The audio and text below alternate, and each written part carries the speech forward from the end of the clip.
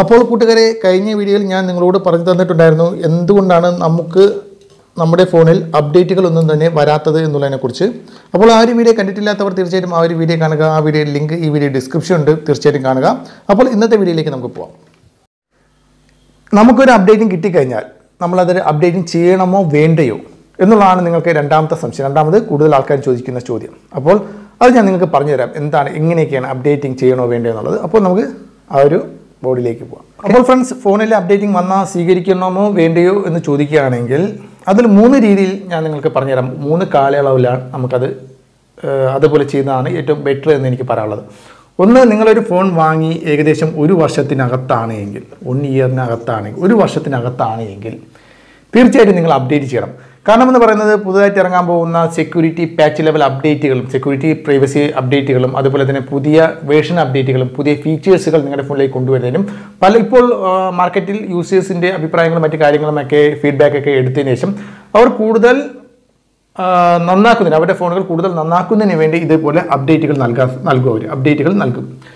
അത് ഞാൻ നേരത്തെ പറഞ്ഞതിൽ വേർഷൻ അപ്ഡേറ്റിങ്ങും ഫീച്ചേഴ്സുകൾ കൂട്ടുന്നതിനും സെക്യൂരിറ്റി പാച്ച് ലെവൽ അപ്ഡേറ്റിങ്ങുകൾ എല്ലാം നിങ്ങൾക്ക് നൽകും. 1 വർഷത്തിനകത്ത് വെച്ചുള്ള അപ്ഡേറ്റുകൾ നല്ല അപ്ഡേറ്റുകളായിരിക്കും എന്നുള്ളതാണ്. അപ്പോൾ അതുകൊണ്ട് തന്നെ ഇത്തരം അപ്ഡേറ്റുകൾ നിങ്ങൾ നൽകുക, സ്വീകരിക്കുക.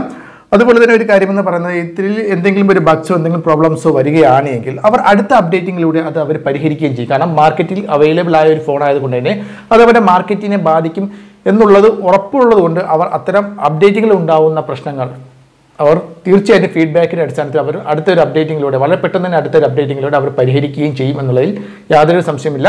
അതുകൊണ്ട് തന്നെ വളരെ സേഫായിട്ട് അല്ലെങ്കിൽ വളരെ ഒരു പ്രോബ്ലംസും ഇല്ലാതെ നമുക്ക് 1 വർഷത്തിനകത്തുള്ള ഒരു ഫോണാണ് എങ്കിൽ തീർച്ചയായിട്ടും അപ്ഡേറ്റുകൾ നല്ലതാണ്. അതുപോലെ തന്നെ നമുക്ക് എന്തെങ്കിലും മേജർ പ്രശ്നങ്ങൾ വന്നാലും വാറൻറ്റിയും നമ്മുടെ ഫോണിൽ ഉണ്ടായിരിക്കും. 1 വർഷം വരെ നമ്മുടെ ഫോണിന് വാറൻറ്റി ഉള്ളത് കൊണ്ട് തന്നെ മേജർ പ്രോബ്ലംസ് വന്നാൽ പോലും നമുക്ക് വാറൻറ്റി കിട്ടും, നമുക്ക് യാതൊരു പ്രോബ്ലംസും ഇല്ല. ഇനി രണ്ടാമത്തെ കാര്യം എന്ന് പറയുന്നത് 1 വർഷം മുതൽ 1.5 വർഷം വരെയുള്ള കാലയളവ്. ഈ കാലയളവിലും നമുക്ക് ഏകദേശം ഒരു 75% സേഫ് തന്നെയാണെന്ന് നമുക്ക് പറയാം. കാരണം അപ്ഡേറ്റിൽ എന്തെങ്കിലും പ്രശ്നമുണ്ടെങ്കിൽ പോലും കമ്പനിക്കാർ നമുക്ക് അത് സോൾവ് ചെയ്യുന്നതിനുള്ള അടുത്തൊരു അപ്ഡേറ്റ് പെട്ടെന്ന് തന്നെ കിട്ടും.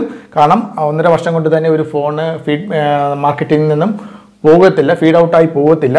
അതുകൊണ്ട് തന്നെ അതും 75% സേഫാണ്, വേറെ പ്രോബ്ലംസ് ഒന്നുമില്ല, നിങ്ങൾക്ക് സേഫായിട്ട് തന്നെ അപ്ഡേറ്റ് ചെയ്യാം. പിന്നെ 25% ഞാൻ ചെയ്യേണ്ട എന്ന് പറയുന്നൊരു കാര്യം, 75% നമുക്ക് ചെയ്യണം. ഞാൻ നേരത്തെ പറഞ്ഞ പോലെ ഫീച്ചേഴ്സ് അപ്ഡേറ്റിങ്ങും സെക്യൂരിറ്റി അപ്ഡേറ്റിങ്ങും അതുപോലെ തന്നെ വേർഷൻ അപ്ഡേറ്റിങ്ങുകൾക്ക് കിട്ടാനുള്ള ഏറ്റവും കൂടുതൽ സാഹചര്യം ഈ 1 മുതൽ 1.5 വർഷം വരെയുള്ള കാലയളവിൽ നമുക്ക് ലഭിക്കും. പക്ഷേ പ്രോബ്ലംസ് 25% ചെയ്യേണ്ട എന്ന് പറയുന്നതിൻ്റെ കാരണം എന്ന് പറയുന്നത്, നമുക്ക് ആ സമയത്ത് നമ്മുടെ ഫോണിൻ്റെ വാറൻറ്റി നഷ്ടപ്പെട്ടിരിക്കും. 1 വർഷം കഴിഞ്ഞ് കഴിഞ്ഞാൽ നമ്മുടെ ഫോണിൻ്റെ വാറൻറ്റി നഷ്ടപ്പെട്ടിരിക്കും.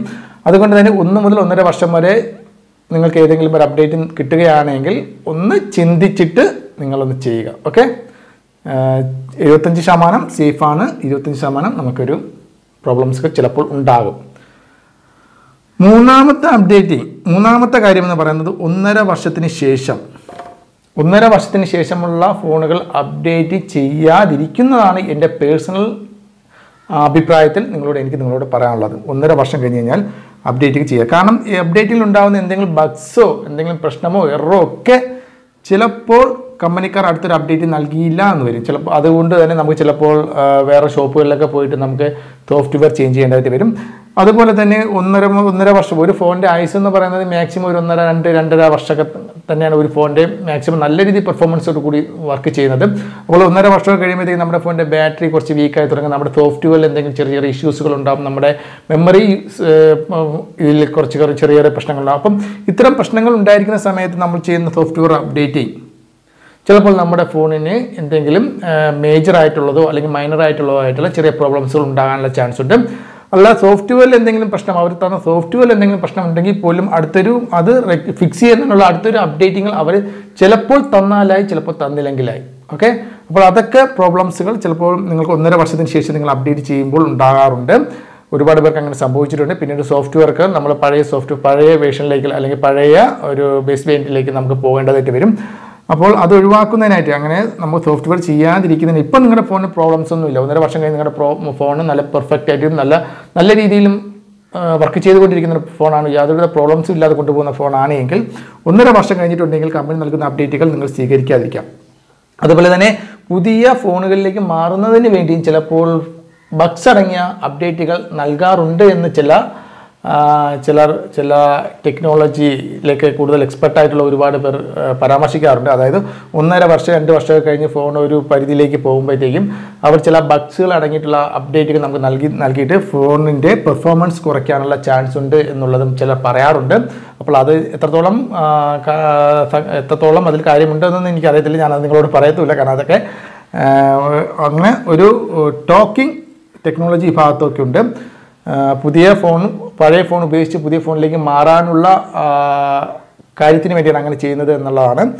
അപ്പോൾ അതുകൊണ്ടൊക്കെ 1.5 വർഷം കഴിഞ്ഞ് കഴിഞ്ഞാൽ ഫോണിന് അപ്ഡേറ്റ് ചെയ്യാതിരിക്കുന്നതാണ് ഏറ്റവും ബെറ്റർ. ഓക്കെ, അപ്പോൾ നിങ്ങളുടെ അഭിപ്രായം എന്താണെന്ന് വെച്ചാൽ തീർച്ചയായും താഴെ കമൻറ്റ് ചെയ്യുക. നിങ്ങൾക്ക് അപ്ഡേറ്റ് വന്നിട്ട് എന്തെങ്കിലും പ്രോബ്ലംസ് വന്നിട്ടുണ്ടെങ്കിലും അത് നിങ്ങൾ താഴെ കമൻറ്റ് ചെയ്യുക. അപ്പോൾ അടുത്തൊരു നല്ലൊരു വീഡിയോയുമായി വീണ്ടും കാണാം. ബൈ.